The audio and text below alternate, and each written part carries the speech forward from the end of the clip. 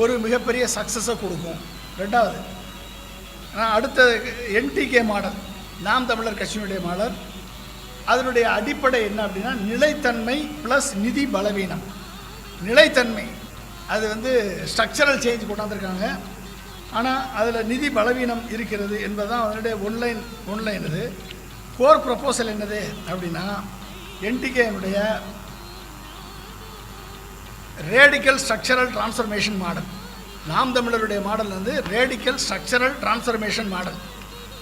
அப்போ இதில் என்னென்ன அவங்க முக்கியமான முன்மொழிவுகள் என்ன அப்படின்னா, என்டிகேல முழுமையான இயற்கை வேளாண்மை, அவர் ஃபாலோ பண்ணுறது முழுமையான இயற்கை வேளாண்மை, இலவச கல்வி, இலவச சுகாதாரம், மருத்துவம், இலவச குடிநீர், இந்த மூணுமே வந்து இலவசம்.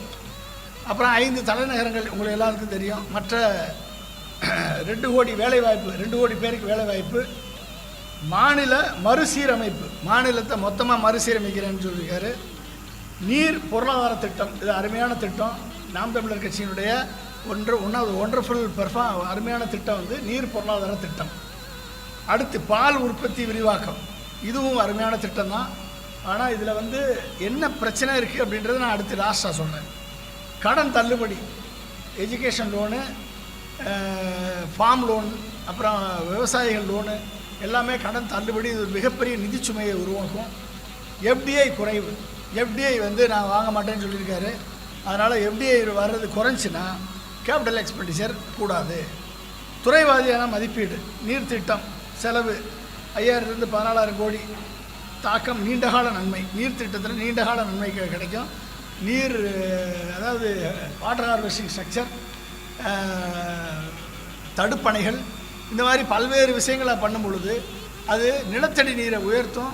அப்போ அது வந்து ஒட்டுமொத்த வேளாண்மைக்கும் குடிநீருக்கும் ஒரு மிகப்பெரிய ஒரு ஸ்ட்ரக்சரல் சேஞ்ச் கொண்டு வரும். பால் முறை முன்மொழிவு என்னென்னா, டைரி ஃபார்மிங் வந்து டென்மார்க் மாடலில் நாங்கள் வந்து பால் பண்ணைகளை உருவாக்குவோம். டென்மார்க் மாடலில் 2 லட்சம் கோடி ஒரு பொருளாதாரத்தை பால் பண்ணை மூலமாக உருவாக்குவோம்னு சொல்லி அவர் சொல்லியிருக்காரு. ஆனால் மாடு ஆடு மேய்ப்பவர்களை அரசு ஊழியராக்க வேணும் வேறு சொல்கிறாரு. அங்கே தான் ப்ராப்ளம். டென்மார்க்கில் வந்து அரசு மாடு ஆடு வளர்ப்பவர்கள் அரசு ஊழியர்கள் அல்ல, அவர்கள் வந்து கார்ப்பரேட்டில் ஃபார்மர்ஸ் அஸ் பார்ட்னர்ஸ், விவசாயிகள் மாடு ஆடு வளர்ப்போர் அவங்க வந்து பங்குதாரர்களாக அந்த கார்ப்பரேட் ஃபார்மில் இருக்காங்க. அது வந்து அரசு வேலை அல்ல. எனவே அதனால் அங்கே வந்து அதனுடைய வேல்யூ அடிஷன் கூட, எக்ஸ்போர்ட்டுக்கு அதிகம். இங்கே நம்ம இந்தியாவில் எடுத்துக்கிட்டிங்கன்னா அமுல் அது மாதிரி பண்ணுறாங்க. அமுல் வந்து ஃபார்மர்ஸ் அஸ் பார்ட்னர்ஸாக ஷேர் ஹோல்டர்ஸாக வச்சுருக்காங்க. ஆவின் வந்து மெஜாரிட்டி நம்மளுடைய தேவைக்கு, நம்ம தமிழ்நாட்டுடைய உற்பத்திக்கு, தமிழ்நாட்டுடைய தேவைக்கு தான் அது ஒத்து வருது இல்லையா, அதிகமான எக்ஸ்போர்ட் வேல்யூ அடிஷன் இல்லை. அப்போ வந்து என்ன ஆகுது அப்படின்னா, அந்த வேல்யூ அடிஷன் இல்லாதனால அது வந்து இந்த லெவல்லே இருக்குது. 10,000 கோடி மொத்தம். டென்மார்க்குடைய பால் உற்பத்தி 10,000 லிட்டர் வருஷத்துக்கு மாடுகளுடைய பால் உற்பத்தி.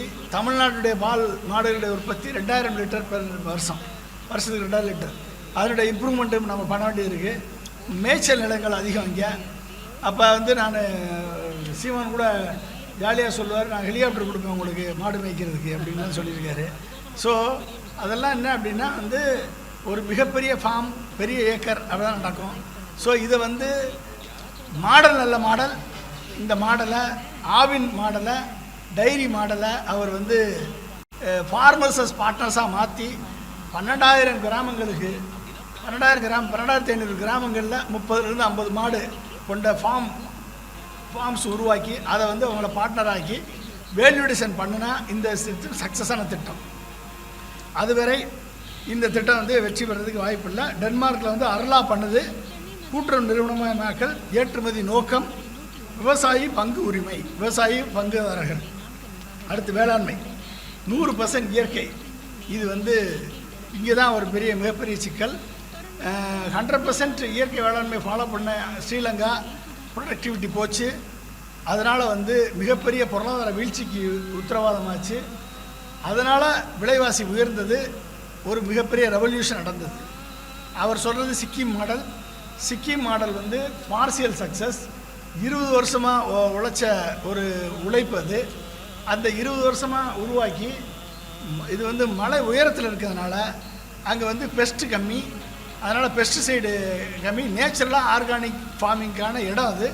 அது மட்டும் இல்லாமல் அங்கே ஸ்டேபிள் கிராப் கிடையாது, பேடி அண்டு கோதுமை கிடையாது, கேஷ் கிராப் அதிகம், ப்ரீமியம் கிராப் அதிகம். உற்பத்தி திறன் குறைஞ்சாலும் ப்ரீமியம் விலை கிடைக்கிறதுனால அந்த ஃபார்மர்ஸ் வந்து சஸ்டைனபிளாக இருந்தாங்க. அதனால் வந்து சிக்கிம் மாடலில் நம்ம இந்தியா முழுக்க செயல்படுத்த முடியாது. அடுத்து சிக்கிம் மாடலில் செயல்படுத்துறது கஷ்டம். ஆனால் யூரோப்பியன் யூனியன் என்ன ஃபாலோ பண்ணுறாங்க, எதுக்கு இன்ஆர்கானிக் ஃபார்மிங் பண்ணணும், எதுக்கு ஆர்கானிக் ஃபார்மிங் யூஸ் பண்ணணும், எதுக்கு நேச்சுரல் ஃபார்மிங் யூஸ் பண்ணணும், it's a hybrid model follow பண்ணுறாங்க. இன்றைக்கி யூரோப்பியன் யூனியனில் எல்லாமே சக்ஸஸ். ஸோ அந்த மாதிரி ஒரு மாடல் தான் நம்மளுக்கு ஒத்துழைமையுடைய 100% இயற்கை விவசாயம் என்று சொன்னால் அது வந்து மிகப்பெரிய சிக்கலை உருவாக்கும். அடுத்து இது வந்து நாம் தமிழருடைய இது. அடுத்து வேலை வாய்ப்பு 20லேருந்து 30 லட்சம் அரசு வேலை. ஏற்கனவே 15 லட்சம் பேர் தான் அரசு வேலை வாய்ப்பு. இதில் 8 லட்சம் பேர் அரசு ஊழியர்களாக இருக்காங்க. அவங்களுக்கே 1.5 லட்சம் கோடி ஆகுது சேலரி அண்ட் பென்ஷன். இதில் வந்து மேக்ஸிமம் ஃபில்லப் பண்ணணும்னா இன்னொரு 5 லட்சம் பேர் ஃபில்லப் பண்ணலாம். ஆனால் 30 லட்சம் பேருக்கு அரசு வேலை வாய்ப்புன்னு சொல்லும் பொழுது இது ஒரு மிகப்பெரிய ஒரு ஃபிஸ்கல் ஸ்ட்ரெஸ்ஸை கிரியேட் பண்ணும். உற்பத்தி இல்லாத செலவு, நிதிச்சுமை அதிகரிக்கும், கடன் தள்ளுபடி, விளைவுகள் வங்கி அழுத்தம், நிதி அதிர்ச்சி, கடன் தள்ளுபடி, education loan, farm loan, cooperative bank loan 3ஐயும் சேர்த்திங்கன்னா ஒரு வருஷத்தினுடைய தமிழ்நாடு பட்ஜெட், ஒரு வருஷத்துடைய தமிழ்நாடு பட்ஜெட்டை நீங்கள் எப்படி தள்ளுபடி பண்ணுவீங்க? It's not possible. கடன் தள்ளுபடி பண்ணுறது அப்படின்னு எந்த கட்சியும் சொல்லிச்சுன்னா அந்த கட்சி வந்து மக்களை ஏமாற்றுகிறதுன்ற அர்த்தம். அது தள்ளுபடி பண்ண முடியாது. 4 லட்சம் கோடி நம்ம பட்ஜெட்டு, கிட்டத்தட்ட 3.5 லட்சம் கோடி வருது. இந்த 3 சேர்ந்தான் எப்படி தள்ளுபடி பண்ணுறது? எங்கே போய் பண்ணுறது? அதுக்கான ஆதாரம் என்ன? கட்டமைப்பு குறைபாடு. என்னென்ன கட்டமைப்பு குறைபாடு இருக்குது? இப்போ இவ்வளவு நல்ல விஷயங்கள் இருக்குது. நீர் மேலாண்மை நாம் தமிழர் பெஸ்ட்டாக கொடுத்துருக்காங்க. அக்ரிகல்ச்சர் மிக்ஸ்டு ஃபார்மிங் வேணும், ஹைப்ரிட் மாடல் வேணும். Dairy farming best. Education free பண்ணலாம், ஹெல்த் ஃப்ரீ பண்ணலாம், வாட்டர் ஃப்ரீ பண்ணலாம். இந்த 3க்கு சேர்த்தே 3.5 லட்சம் கோடி. எஜுகேஷனுக்கு 1.5 லட்சம் கோடி, ஹெல்த்துக்கு ஒரு 60,000-70,000 கோடி கம்ப்ளீட்டாக ஃப்ரீயாக பண்ணலாம். Quality free. ப்ரைவேட் காலேஜஸ் கிடையாது, private medical college, medical hospital கிடையாது, ப்ரைவேட் ஸ்கூல் கிடையாது. அப்படின்னு போயிட்டா ஃப்ரீ எஜுகேஷன் கொடுத்துடலாம், ஃப்ரீ ஹெல்த் கொடுத்துடலாம். வாட்டரும் குடிநீர் எல்லா ஆர்ஓ வாட்டரையும் மூடிட்டு கவர்மெண்ட்டே கொடுக்க போகுது அப்படின்னு சொல்லிட்டா அதுக்கு ஒரு 50,000 கோடி, கிட்டத்தட்ட 3லேருந்து 3.5 லட்சம் கோடி ஆகும். அதுக்கு மட்டுமே இந்த 3 திட்டங்களுக்கு மட்டுமே. அப்புறம் 5 தலைநகரை மாற்றுறதுக்கு அது 50,000 கோடியிலேருந்து 1 லட்சம் கோடி ஆகும். 10 வருஷம் ஆகும் 5 தலைநகரை மாற்றுறதுக்கு. இது வந்து மிகப்பெரிய பிரச்சனை. இதில் என்ன பிரச்சனை அப்படின்னா கட்டமைப்பு குறைபாடு, கேபெக்ஸ் நிதி திட்டம் இல்லை, எஃப்டிஐ இல்லை, பப்ளிக் ப்ரைவேட் பார்ட்னர்ஷிப் இல்லை, வருவாய் உருவாக்கம் இல்லை. இப்போ ரெவன்யூ ஜென்ரேஷன் இல்லாமல் எப்படி ஒரு நாட்டை நடத்துறது? டைரி ஃபார்மிங் வந்துடும், நான் எல்லாருக்கும் அரசு வேலை கொடுத்துரும் அப்படின்னா வந்துடாது. இன்வெஸ்ட்மெண்ட் வந்தால் தான் அதை பண்ணவே முடியும், இல்லைன்னா பண்ண முடியாது. இன்வெஸ்ட்மெண்ட்டே இல்லாமல் அதை கொண்டாட முடியாது. இன்வெஸ்ட்மெண்ட் இல்லாமல் எஜுகேஷனை ஃப்ரீ பண்ண முடியாது. இன்வெஸ்ட்மெண்ட்டே இல்லாமல் ஹெல்த்தை ஃப்ரீ பண்ண முடியாது. அப்போ இன்வெஸ்ட்மெண்ட்டுக்கு தடை, எஃப்டிஐக்கு தடை, பப்ளிக் ப்ரைவேட் பார்ட்னர்ஷிப் தடை, எல்லாம் அரசே பண்ணும். அப்படின்னா எங்கே அரசுக்கு ரிசோர்ஸ் அப்படின்றத நாம் தமிழர் அறிக்கையில் தெளிவில்லை. அடுத்து மதிப்பீடு, வலுவான நோக்கம், பலவீனமான நிதி அமைப்பு. இதிலிருந்து என்ன தெரியுது அப்படின்னா நோக்கம் தெளிவாக இருக்குது. லாங் டேர்ம் விஷன் 457 பக்கம் இருக்குது. ஒவ்வொரு 49 ஸ்கீம் இருக்குது. ஒவ்வொரு ஸ்கீமும் 10 பக்கம் பண்ணியிருக்காரு. ரொம்ப டீட்டெயிலாக பண்ணியிருக்காரு, நல்லா இருக்குது. ஆனால் அதனுடைய செயல்பாட்டு திறன், அதாவது ஸ்ட்ரக்சரல் சேஞ்ச் பண்ணாமல் இது செயல்பாட்டுக்கு வர்றது கஷ்டம். ஸ்ட்ரக்சரல் சேஞ்ச் பண்ணாமல் செயல்படுத்துறது கஷ்டம். அப்போ இதில் மாடிஃபை பண்ண வேண்டிய தேவை இருக்குது, இல்லைன்னா இது செயல்படுத்த முடியாது. கிட்டத்தட்ட 6 லட்சத்துலேருந்து 8 லட்சம் கோடி நாம் தமிழருடைய திட்டத்தை செயல்படுத்தணும்னா தேவை. வலுவான நோக்கம், பலவீனமான நிதி அமைப்பு, வளர்ச்சி மந்தநிலை அபாயம் இதில் இருக்குது.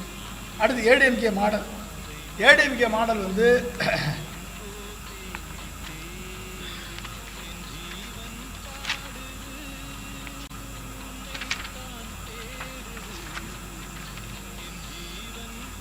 ADMK model fiscal stability and fiscal stability orient welfare model. ADMK model வந்து நிதி ஒழுங்கு கரெக்டாக ஃபாலோ பண்ணியிருக்காங்க. 3லேருந்து 3.5% ஃபிஸ்கல் ஸ்டெபிலிட்டியை ஃபாலோ பண்ணியிருக்காங்க. ஆனால் அதே நேரத்தில் கட்டுப்படுத்தப்பட்ட நலத்திட்டம். இதில் என்ன குறைபாடு அப்படின்னா, நலத்திட்டங்கள் அதிகம், கேபிட்டல் எக்ஸ்பெண்டிச்சருக்கு செலவு கம்மி. அப்போ கேபிட்டல் எக்ஸ்பெண்டிச்சர் குறைவு. இப்போ கேபிட்டல் எக்ஸ்பெண்டிச்சர் குறைவாக இருந்துச்சுன்னா பொருளாதாரம் வந்து 11.19% இன்றைக்கி ஸ்டாலின் அவர்கள் ஏற்றி வச்சுருக்காரு. இது 6லேருந்து 7% குறைஞ்சிரும்.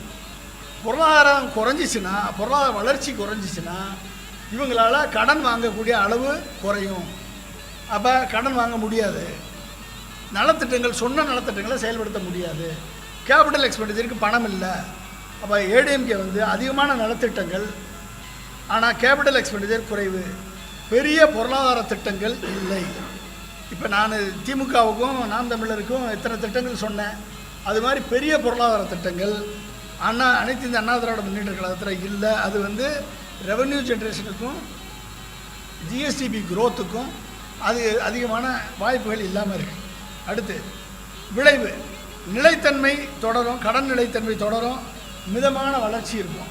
அப்போ என்ன அர்த்தம், ஜிடிபி குரோத்து கம்மியாக இருக்கும், single digit GDP growth.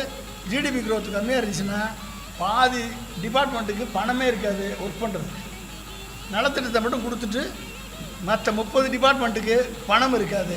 30 department கல்விக்கு எங்கே போகிறது, மருத்துவத்துக்கு எங்கே போகிறது, அடுத்து அக்ரிகல்ச்சருக்கு விவசாயத்துக்கு எங்கே போகிறது, காவல்துறைக்கு எங்கே பணம் கொடுக்குறது, இதெல்லாம் வந்து பயங்கர பிரச்சனை வந்து மாடல். இது வந்து டிவிகே மாடல். அடுத்து தமிழக வெற்றி கழகத்தினுடைய மாடல்.